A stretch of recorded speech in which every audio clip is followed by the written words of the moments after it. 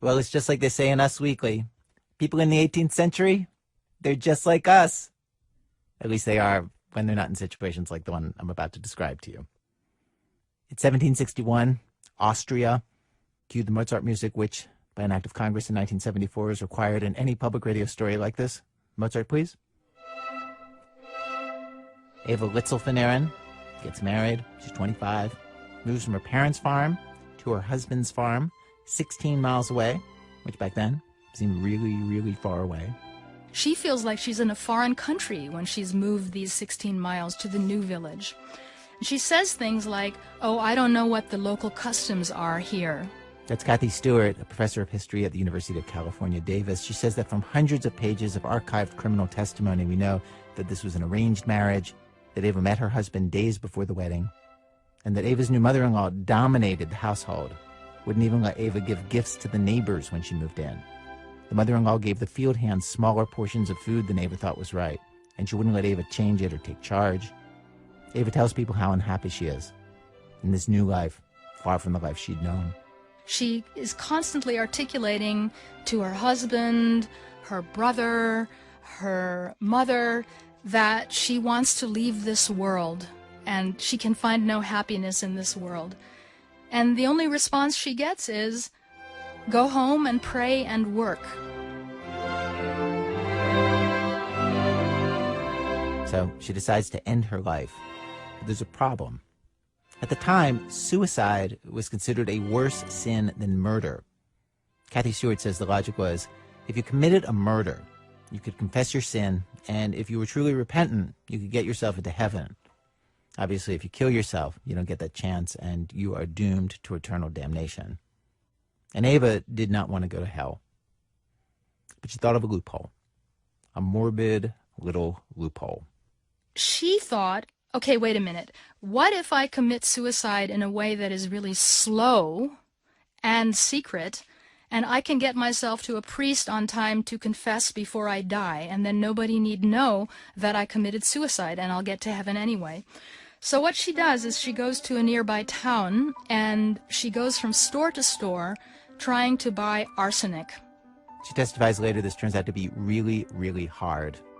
Arsenic is a controlled substance. Nobody wants to sell it to her. Finally, she makes up a story about working for a farmer who has a rodent problem, which works.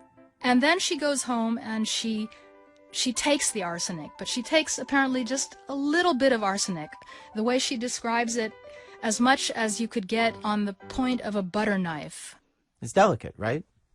She wants to take enough arsenic that it'll kill her, but not so much that it'll kill her quickly. She needs time to get to a priest first, to confess the sin.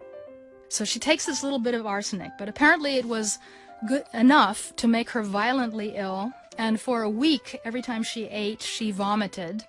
But it wasn't enough to, make her think that she was now going to die. So she never goes to the priest. Figuring out the proper dosage, she testifies later, is just a vexing problem that she doesn't know how to solve, and she gives up that plan. Which brings her to a much more disturbing plan. She decides to do something that, to us, to our modern sensibility, is so much worse than killing yourself. From our point of view, she decides to do one of the worst things a person could possibly do. She decides, I'm going to murder a child. That's right, she's going to murder a child to help herself get into heaven. And incredibly, Kathy Stewart says this was a common strategy around that time for people who wanted to kill themselves. She came across a case like this and then went looking for others like it, and now she has found around 300, most of them women. These people don't want to go to hell, so the option that they choose is to commit a capital crime. Immediately upon committing the crime, they run to the court, they confess what they have done, and they essentially demand their own execution. So they demand execution knowing that before they go to the gallows, they will have a chance to confess. And if they're truly repentant, they'll go to heaven. And why kill a child? They kill a child because the child is seen as being in a state of innocence. So you might possibly be doing the child a favor because the child will also go to heaven, you will go to heaven. It's kind of a win-win situation. There's a happy ending for all.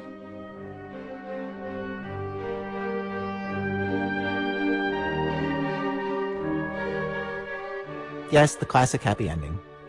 An innocent child gets an untimely death. Ava has to try this twice before she succeeds. The first time, she pushes a boy who's described as being tall as a chair into a river, but then someone spots them, and it seems like that person might rescue the boy, and so she decides, well, she should just rescue the boy herself, and then the boy ends up running away, and it doesn't work out. The second time, she wanders to a nearby village called Traun, which has a little waterfall. She walks by a house, notices some baby clothes on a clothesline. Ava steals the baby, who is this couple's only child. The woman's 37, the man is 58. Ava throws the baby into the river, and then turns herself in.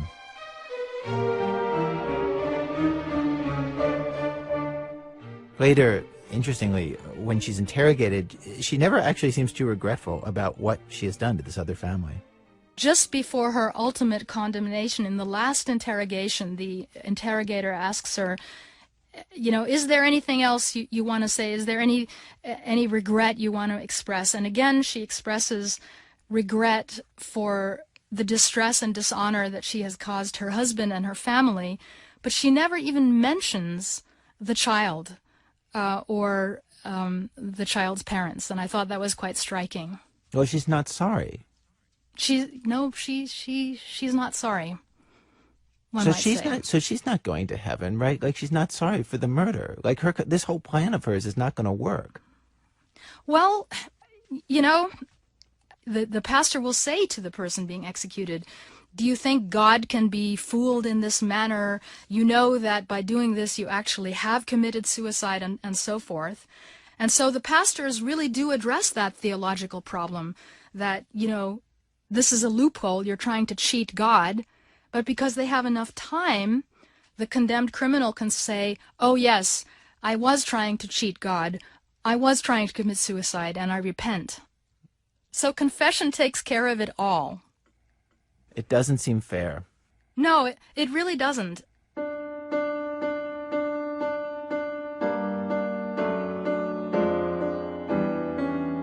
Kathy Stewart says these kinds of suicides by proxy, she calls them, start in the mid-1600s. By 1700, officials in European cities were starting to notice this new trend of people murdering children so that they would get executed. And the officials tried to adjust the laws to stop it. In 1702, officials in Nuremberg made the execution more painful and shameful for these cases. It didn't work. In 1767, they finally do the only logical thing to close this loophole. People are killing children because they want to get the death penalty. Okay, they removed the death penalty for this kind of case. Didn't work either. Cases keep happening until the early decades of the 19th century, so it really seems like people didn't get the memo. It probably dissuaded some people, but people keep doing it. Today on our show, we have a story about this cat and mouse game where rules are set and someone tries to bend around the rules to get what they want. As any parent knows, starting pretty much as soon as a child is able to understand the fact that rules exist. Don't touch the stove, don't put that in your nose. They start to test the boundaries of the rule, to poke at it, to look for loopholes. Today we have the story of somebody who takes pleasure in doing just that. He takes pleasure in the ingenuity of it, of finding a loophole that nobody else has noticed and exploiting it as long as he can, till the authorities notice him. From WBEZ Chicago, it's This American Life, distributed by Public Radio International. Stay with us.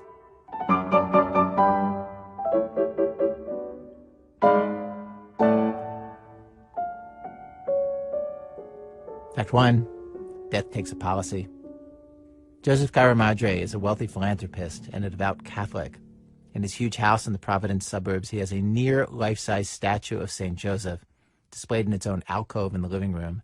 He's given millions of dollars to charities, especially the Catholic Church.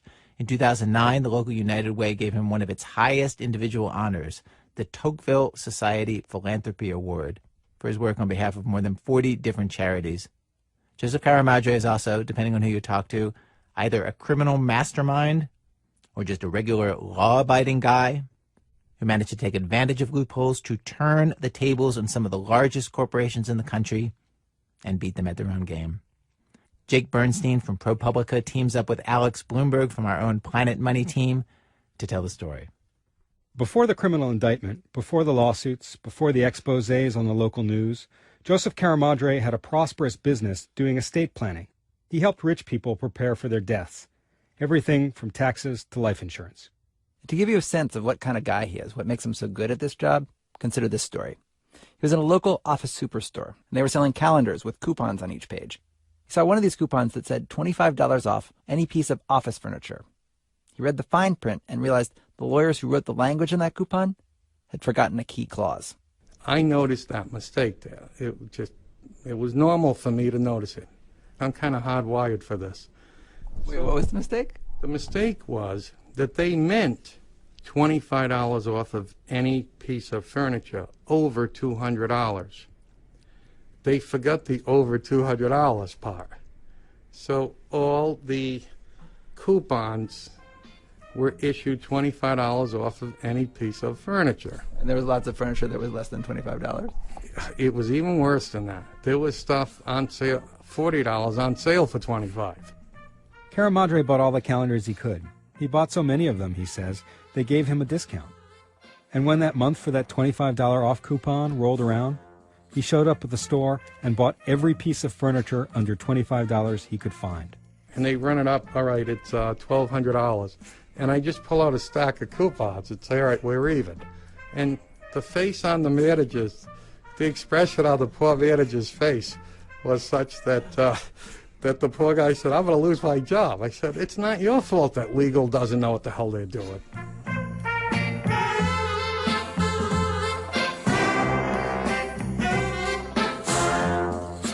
Who does this? Think of the effort involved. He had to read through 12 months of the fine print, buy all those calendars, remember the scheme, and come back several months later to claim his prize? And for what? $1,200 of cheap office furniture that he didn't even need. He actually had to borrow a truck from a friend to take it all home, where he says he stored some of it in his garage and gave some to friends, family, and charity. Joseph Caramadre has a compulsion for loopholes, for seeing the angle in a deal and exploiting it.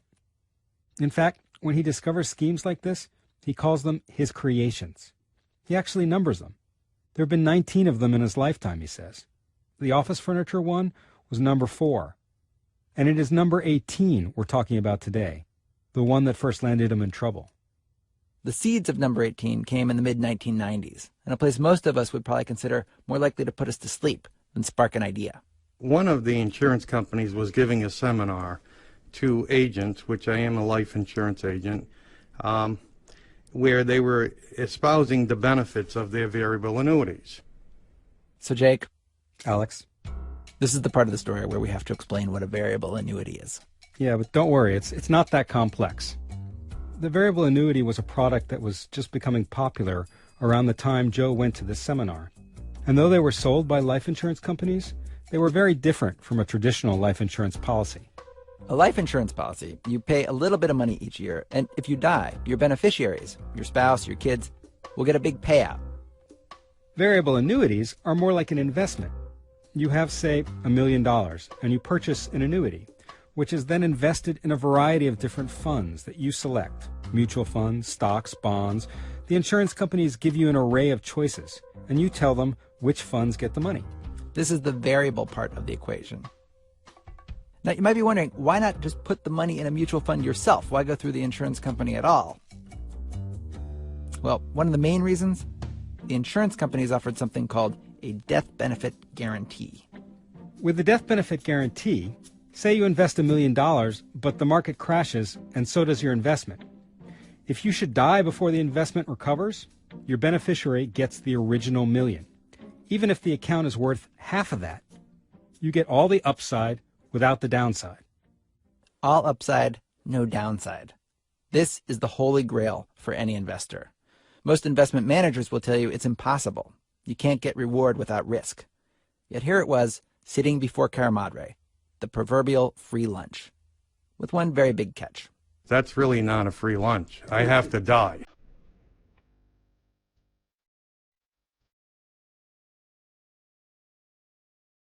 To most of us, that having to die part, that would be a deal breaker, a sign to walk away. But to Caramadre, he could tell there was a creation in here somewhere.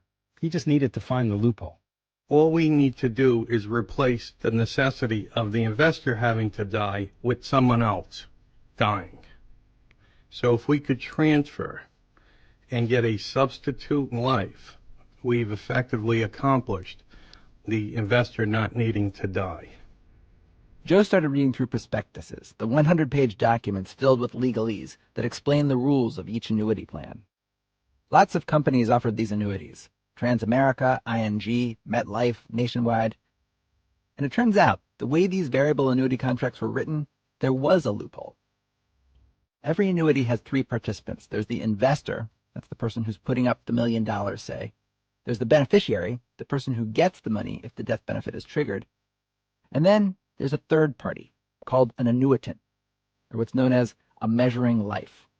And this third category, that annuitant person, that's where the loophole was found. The way the insurance companies intended it to work, the way it worked most of the time, was that the investor and the annuitant were the same person. For example, I, Jake Bernstein, put up $1 million to purchase an annuity, and if I, Jake Bernstein, die, then the death benefit gets triggered. I'm the investor. I'm also the annuitant. The beneficiary would usually be a family member. But Caramadre discovered legally you could set it up a different way. There was no requirement in the contracts that the annuitant be the investor. In fact, there was no requirement that the annuitant have any relationship to the investor at all. So in theory, I, Alex Bloomberg, could put up $1 million, but I could find someone else, my ailing grandmother or a perfect stranger, to be the annuitant, to be the person whose demise triggers the death benefit. If you can get a short life expectancy, you will be able to have your cake and eat it. You'll be able to invest any way you want to in these mutual funds. And no, it's like going to the horses. When you leave the horse track, if you won, you keep the winnings. If you lose, they give you your money back. Now, there are laws against using insurance to profit from the deaths of strangers. You don't want people taking out an insurance contract on the neighbor down the street and then killing them. But according to a Rhode Island federal court, an annuity is fundamentally different than life insurance. So those laws about insuring strangers, they don't apply. Which meant Caramadre's creation was almost complete. But before he brought it to his clients, he needed to test it. So he decided to buy one himself. He started small, an annuity for just $10,000. He was the investor. His wife Paula was the beneficiary. All he needed was an annuitant who might not be around for long. In this case, it was a friend of the family I knew that our family and church was praying for because they had cancer, and I was helping to straighten out the estate of the family. So I happened to know the person and just asked them, can I use them as a measuring life? Was that, were you nervous to first have that conversation? Yeah, I would say I was a little bit nervous because we're talking about someone dying, and no one wants to talk about death. I think a lot of my success in the life insurance industry has been because I always treat death as a part of life, and it's very easy for me to talk about it. I'm around death all the time. Estate planning is all about death planning. So for me, it was basically, I guess I might have been the first one to ever ask anyone, can we use their name and their health status for the benefit of others? Yes, I was a little nervous, but on the other hand, if the person didn't want to do it, they didn't have to do it. This was an opportunity for me to test something, and if it worked, then I could bring it into more of a multiple use. And it was also an opportunity for the annuitant, who was very sick and maybe struggling financially, to get some money. Caramadre says he initially paid this family friend around $500 for his signature and permission to use his name, date of birth, and social security number on the annuity form. Now, a lot of people might find this gross, taking a person's most vulnerable emotional moment and turning it into an opportunity for financial gain. But on the other hand, this isn't trying to upsell a grieving family on a super deluxe casket. Sure, Caramadre and his clients were going to benefit, but Caramadre was giving this man and his family money, not taking money from them.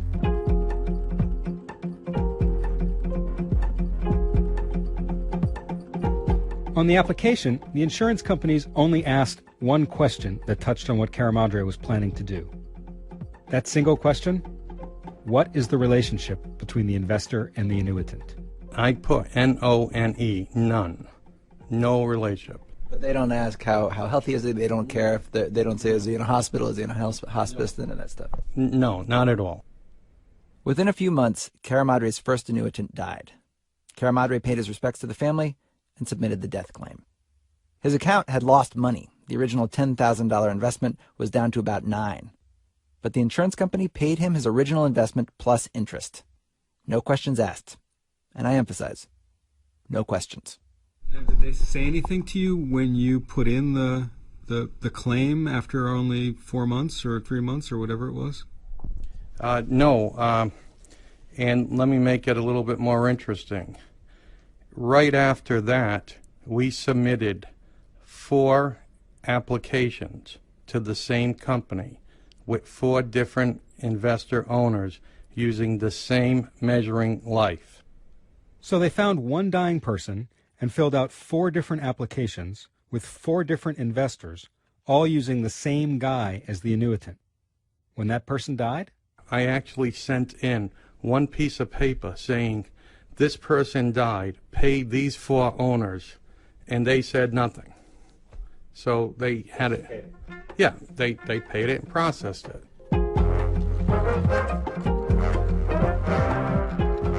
The insurance companies paid and processed it because the insurance companies made a lot of money. Remember the way this usually works. You put in your $1 million, and the life insurance company can collect upwards of 4% of that money in fees every year, potentially for decades. The way the insurance company saw it, these annuities were moneymakers. They didn't need to ask that many questions. For Caramadre, though, it meant creation number 18 was fully operational. He'd found the loophole that made the free lunch possible.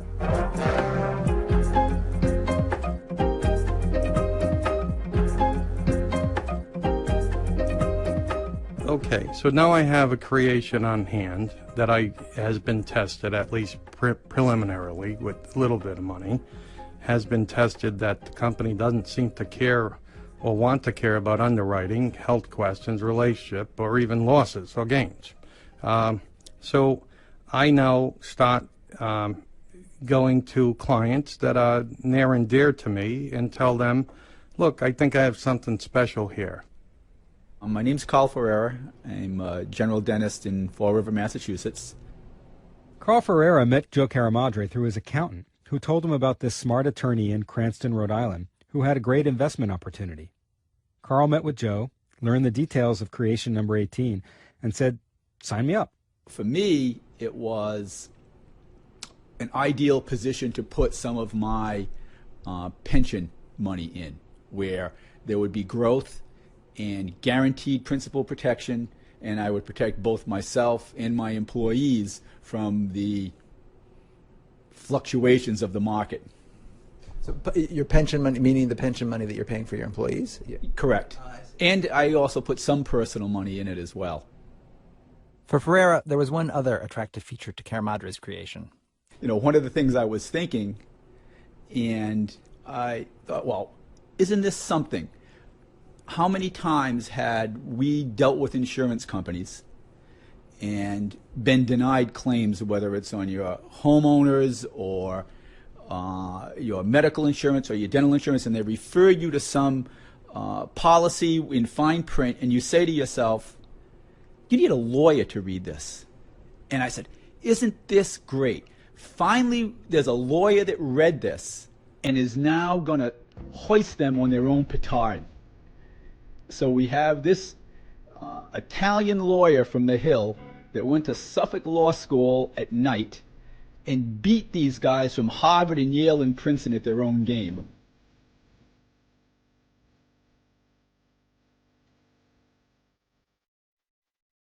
Ferreira says he never had any qualms about benefiting from someone else's death. That wasn't really an issue for me. And I was so not squeamish about it, is that I brought that forth to my father when he was elderly. And he couldn't get the pen fast enough to sign. Oh, so you actually said, hey, Dad, this guy Joe Caramadre, he could give you a couple $1,000s if you signed your signature? He just signed it without the money. It was just, hey, Pop, I got this opportunity here. Do you want to sign this? And as I said, he couldn't get the pen fast enough. If there was going to be something that was going to be an advantage to his children, he was going to do that, dead or alive or dead, we would say.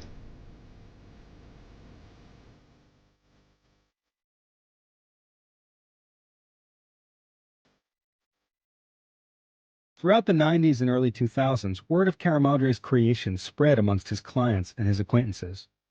It was never a big part of his overall business, he says. He puts it at less than 5% of what he made. But among a certain type of person, getting in on creation number 18 became something like a trophy investment, something to brag about. If there's a couple of people who are captains of industry at a country club, they're always boasting that their investment advisor got them this, and their car is the best, and all this, their doctor's the best. So it became, it actually got to the point where if I wanted to, I could have a waiting list of people to beg me to take $1 million. People wanted a piece of this, if they could hear about it, and if I would allow them in the game, if you will. Caramadre made money on this scheme in a variety of ways. Sometimes he simply collected a fee. The insurance companies had these annuities they were trying to sell, and they paid the people who helped sell them a small percentage. Caramadre would take a cut of that percentage. On a few occasions, he says, he split some of the profit with the client. He would say to one of these captains of industry, I have this great opportunity for you. Give me a cut of whatever your investment makes. And sometimes he would invest his own money in an annuity. Caramadre's lawyers have told him not to say exactly how much he made off of this scheme, but it was likely in the millions of dollars. Regardless, as he did more and more of these deals, he needed more and more people who were close to death.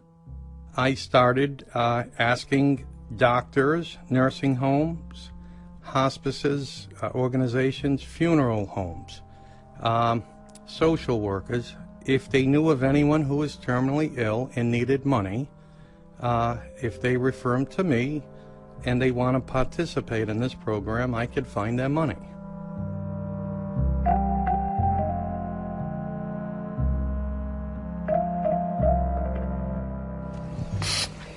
Raise your hand, please. Do you swear that testimony you're about to give will be the truth, the whole truth, nothing but the truth? I do.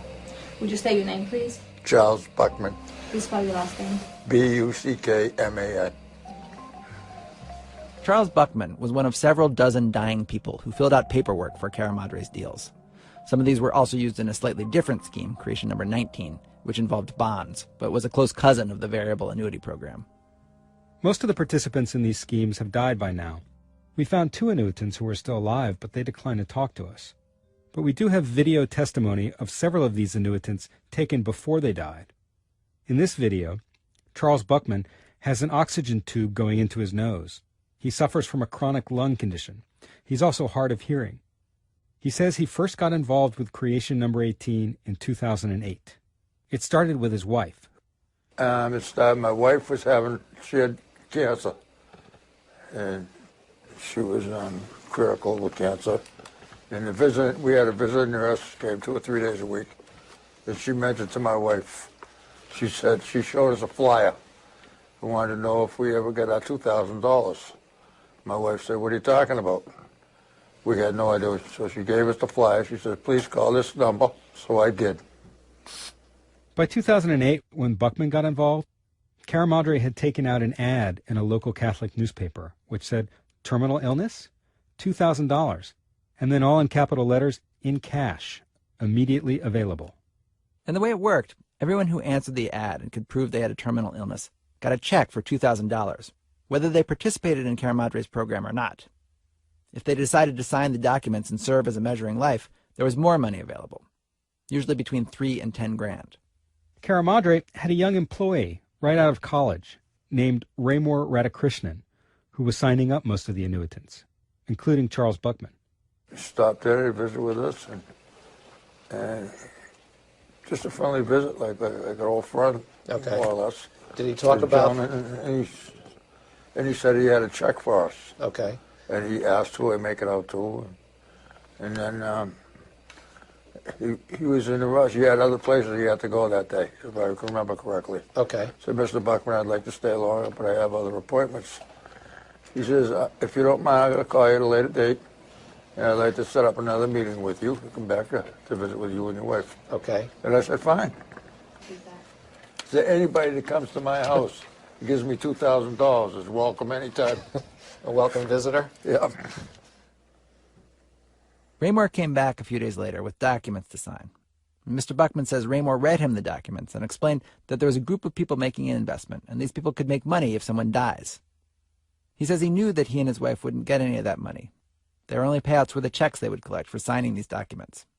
Buckman and his wife ended up signing papers on 9 transactions. Caramadre says he paid the couple a total of $12,000. To Buckman, it was a great deal. He said so to Raymore. What I told Raymore was, my wife, I can't thank him enough. And this, he can tell you, I could not thank him enough, him and his boss, for supplying my wife with the best days of her life for a couple of months before she passed away. And to this day, I'll be forever grateful. Buckman said he couldn't care less how much Caramadre and others were getting. No matter what they had, I could care less how much they get. I know that my wife had the best time of her life because of what they did for her. And I'll never be thankful enough.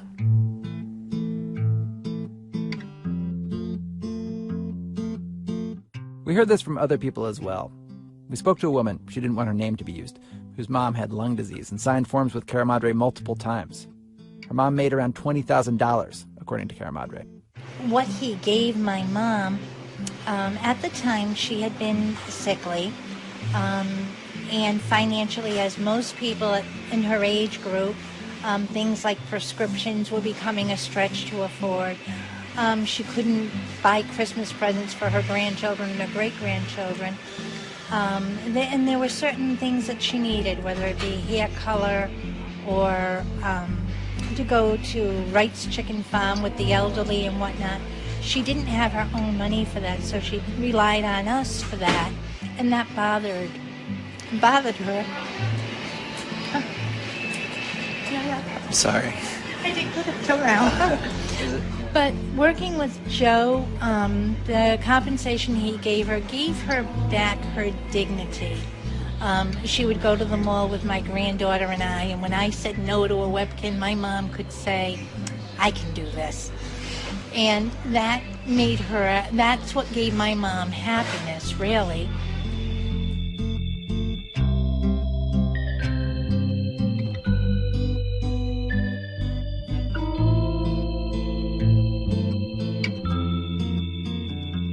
Throughout the mid to late 2000s, Caramadre increased the number of deals he did as he took advantage of something people in the life insurance business now call the arms race.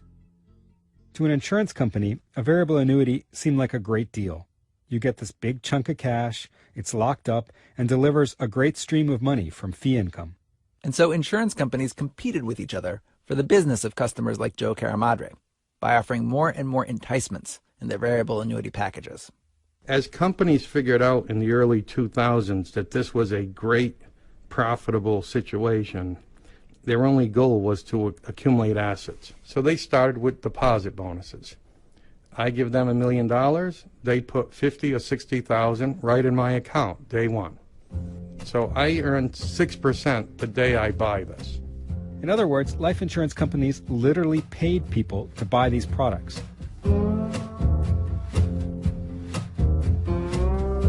But wait, there's more. They also provided increasingly exotic investment options for where you could put your money. Double beta funds, inverse funds. You could bet the Japanese yen, the Mexican peso. You can bet the Saudi Arabian nuclear fund. I'm making a joke there, but there were funds that I never even heard of. And these are all riskier and riskier funds, but that offered potentially greater and greater returns. Yes. And we did not pick very stable, secure funds, government bond funds, which we knew would not have much risk or much reward. I'm going to pick the most aggressive fund known to man that is available in that variable annuity portfolio. Companies piled on more bells and whistles with fancy names, rising floors, earning enhancements, bonus credits, ratchets. For Caramadre and his team, they watched each new enticement each new bell and whistle, each new escalation in the arms race with glee and amazement. One broker I talked to said perusing the latest prospectuses and picking the best benefits for their clients was like ordering off a Friendly's menu. Every month or so, my firm would come out with the top 10 lucrative annuities, variable annuities. Some of these were so incomprehensible when put on a chart. I had people laughing out loud at my office.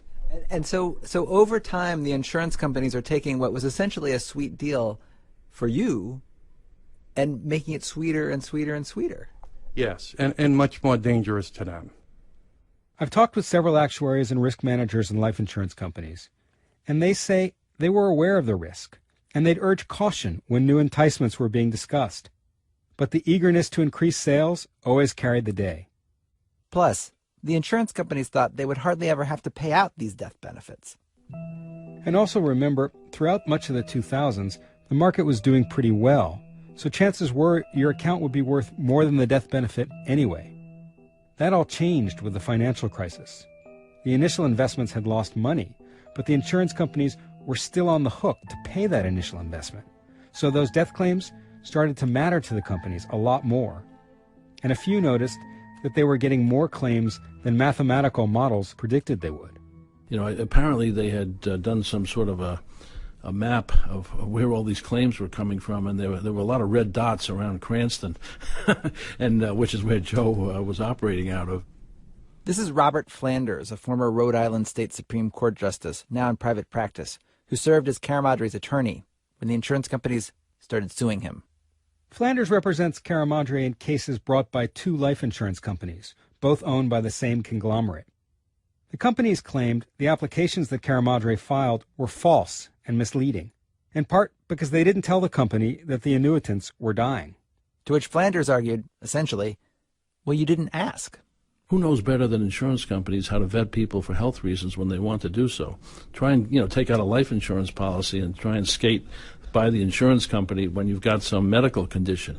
The fact is they didn't really care about it, and that's reflected in the fact that they didn't ask any of those questions. They didn't want to. But what happened here is Caramadre turned this into a business. It was okay, I guess, when he was doing it for friends and family and making, occasional scores along the way.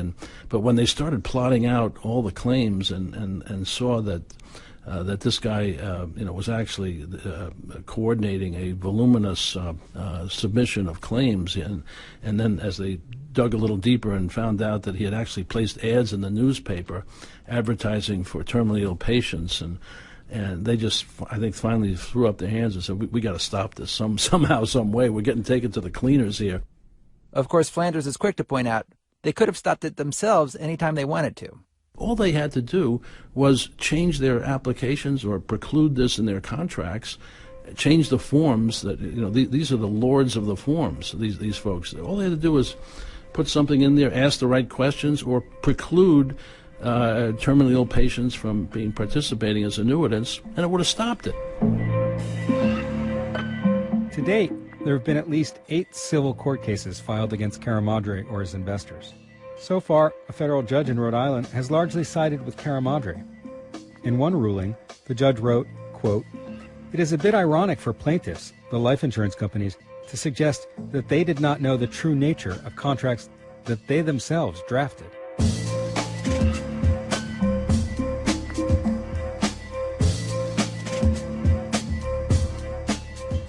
And now from the NBC 10 I-Team, who would use terminally ill patients to line their own pockets? But Caramadre still wasn't home free, because there was a criminal case forming against them as well.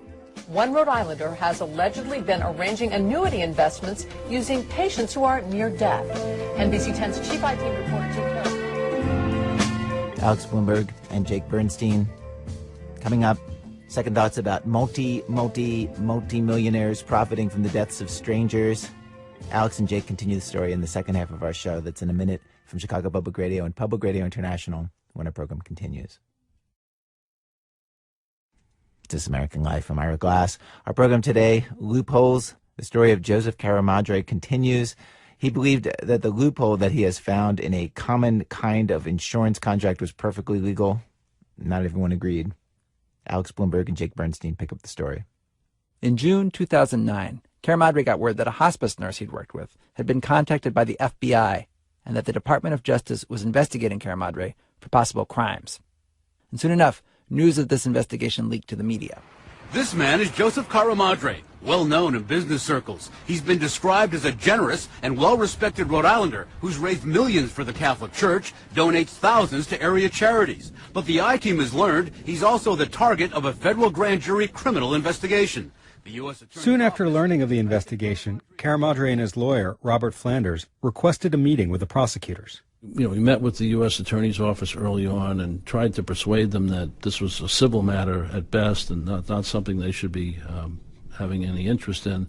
But they were morally outraged, the lawyers were for the government, that Caramadre, in their opinion, had taken advantage of poor, old, sick people, that he was a guy who was just throwing a few shekels at some poor, sick people who at the end of their lives, and he was reaping the lion's share of it, and they didn't like the stink or the smell of it, and they didn't like what they considered the inequity of it. Over a period of 2 years, a grand jury investigated Caramadre's scheme, and the FBI fanned out and interviewed witnesses, hospice workers, investors, family members of annuitants, like Stephanie Porter.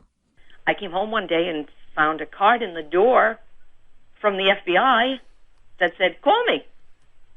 And my husband came home that day from work, and I looked at him, and I was laughing, and I said, "Oh, the FBI was here." He's like, "What?" I said, "Okay, what did you do?" He goes, "Well, I was going to ask you the same thing."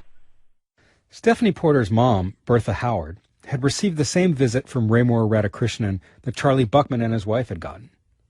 Radhakrishnan had shown up with a check for $2,000, and they'd agreed he'd come back later with papers to sign and more money.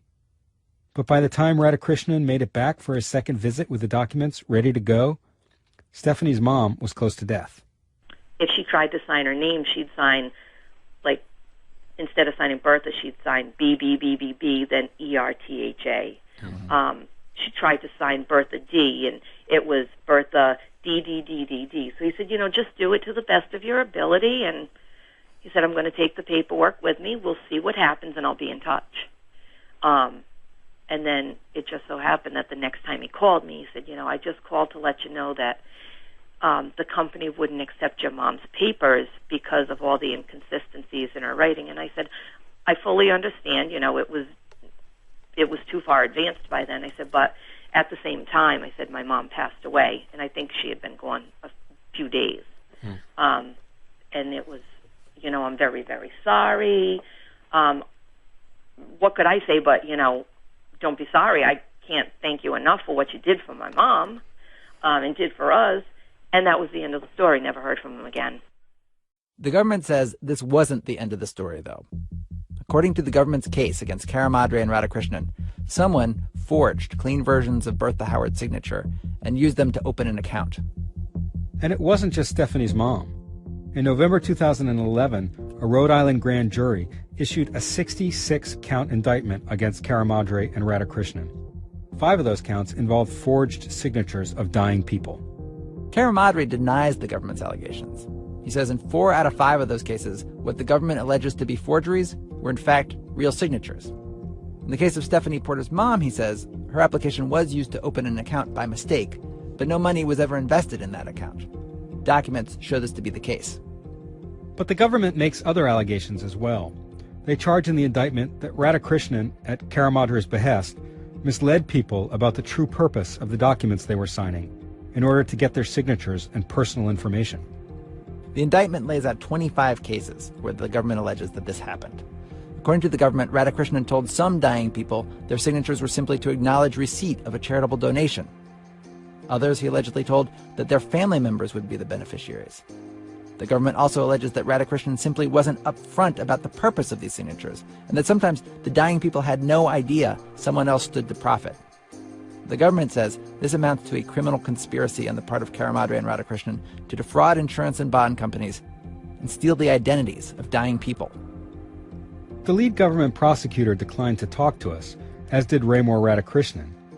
Caramadre says the government misunderstood his scheme He says he instructed Raymore to explain the program fully to all the participants and to make sure that they had an understanding of what they were signing.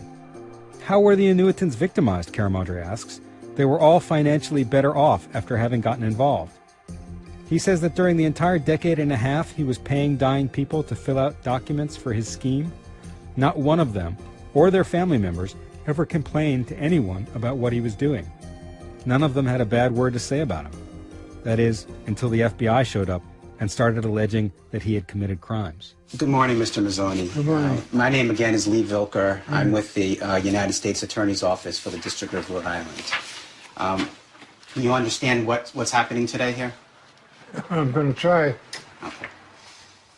This is sound from the taped testimony of another annuitant, Robert Mazzoni, who at the time was a month shy of his 86th birthday. Mr. Mazzoni has since died. Unlike many of the people Caramadre signed up over the years, Mazzoni had been a close friend of the family. For how long have you known Joseph Caramadre? When they were little kids, they come in, I used to take them in a school bus. So you would take Mr. Caramadre and 4 of his siblings on the school bus? Yep, on the school bus, take them to school, in a Catholic school. To Caramadre, Robert Mazzoni offers a prime example of how the prosecutors and the insurance companies turned people who had no beef with him, who maybe even liked him, into witnesses against him. Over the years, as Caramadre grew up and got rich, he stayed in close contact with Mazzoni and his wife. They continued to attend the same church, and he would do favors for the Mazzonis. Mr. Mazzoni himself testifies that Caramadre would prepare their tax returns for free. He helped them buy a house.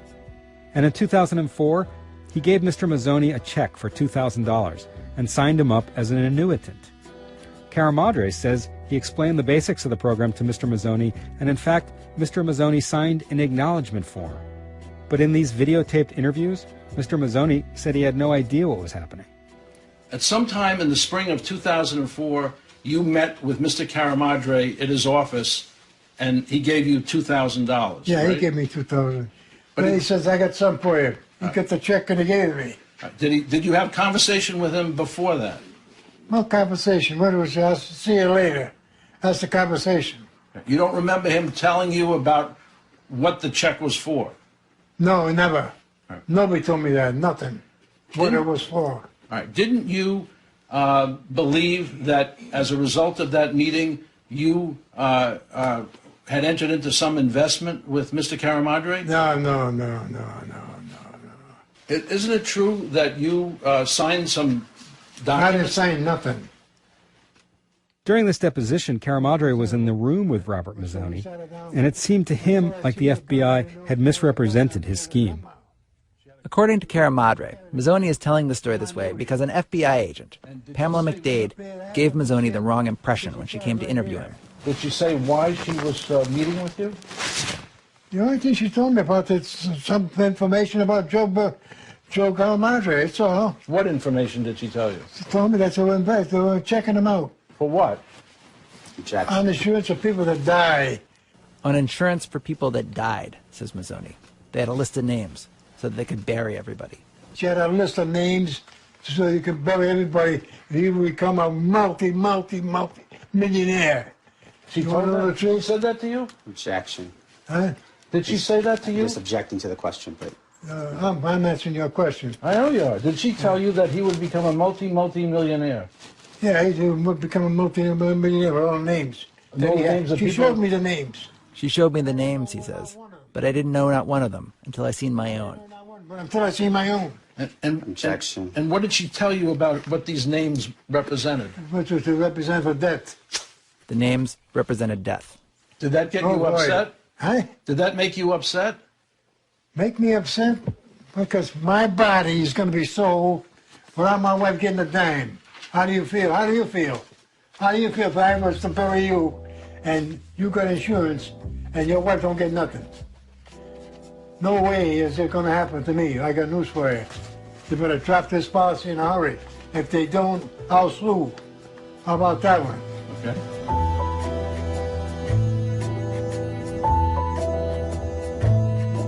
To me, he's still a good friend. Okay? Because we all make mistakes, remember that. But this is a big one. This is a big one that comes up this way.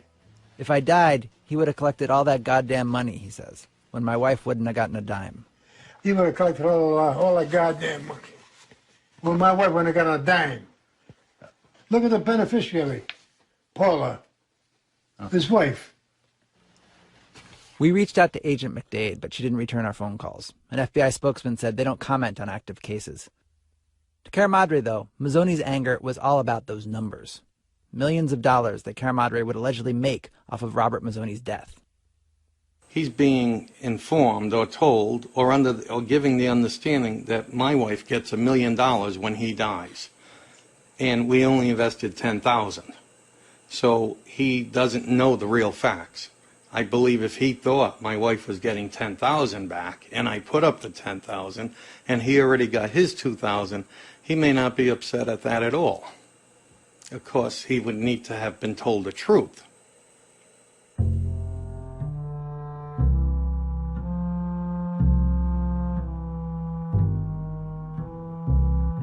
In November, a judge or jury will have to decide whether this scheme was a criminal one or not. And the decision, in large part, comes down to whether or not these dying annuitants understood what they were signing, which, when you think about it, is a complicated question. The court will have to suss out what exactly went on in those hospital and hospice rooms between Radhakrishnan and the dying people he was trying to explain Caramadre's scheme to. Remember, he was in his early 20s, just out of college, sitting across from very sick people, many on breathing machines, hopped up on pain medications, anxious family members all around. He was trying to explain how a variable annuity works. Looming over all of this are not facts, but feelings. Our feelings about death. Death makes us squeamish, and people profiting from death, even more so. Caramadre says that squeamishness blinds people to what was actually going on here. According to court filings, more than 150 terminally ill people got at least $2,000 from Caramadre. Those that signed up to be measuring lives got even more. And sure, Caramadre and his clients stood to profit from people dying, but he's certainly not alone in that regard. A florist makes money, a church or temple makes money, a casket company makes money, a limousine company makes money. Nursing homes make money when people are sick and die. Hospitals do, okay? Pension plans make money. They can't wait for people to die, so they don't have to pay them every month anymore. You know, our state is waiting for people to die every day so we could clear up this billion-dollar fiasco of paying pensioners, okay? So death is involved in many aspects of our lives. So is it squeamish? Yes, but not if it's done morally, ethically, and legally. The legal part will be up to the court to decide, but the moral and ethical parts is where it gets blurry. On the one hand, Joseph Caramadre says before he even began signing up dying people, he vetted the idea with his priest. And in fact, his priest went on to become an annuity investor. The mother of the local Monsignor, she served as a measuring life. On the other hand, there are people like Stephanie Porter, the woman whose mother was too weak to sign the documents. Even though she and her mom were willing to sign on with Caramadre, as she's learned more, she's horrified. You're using people to, you know that they're going to die, and you're using them to your advantage so that you can gain, you know, it just disgusts me to think of it that way. When you talk to Caramadre, the way he explains it is, I can get this advantage from the insurance company for myself and my clients. I can pay somebody who is at the end of life a little bit of money for their signature, and everybody is happy. Does that reasoning make any sense to you? No. So you put a dollar amount on my mother's death is basically what it comes down to. I lose my mom, who's my best friend, who's my world, and in me losing my mother forever at the age of 64, you in turn profit and get X amount of dollars. It's slimy what the man did.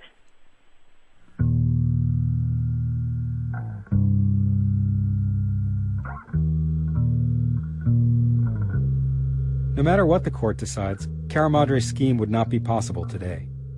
Several of the companies Caramadre targeted have stopped selling these variable annuities. Not because of what Caramadre did, but because the promises they made are proving too expensive to deliver. Death turned out to be a bad business for them. They are potentially on the hook for a huge amount of money. Some companies have already declared billions in losses. Almost all of them have changed their contracts. Cara Madre's loophole has been closed.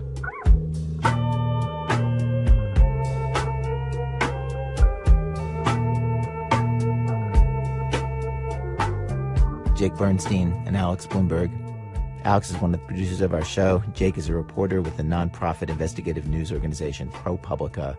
A more detailed version of their story with video excerpts of the depositions you heard and graphics and documents is at ProPublica's website.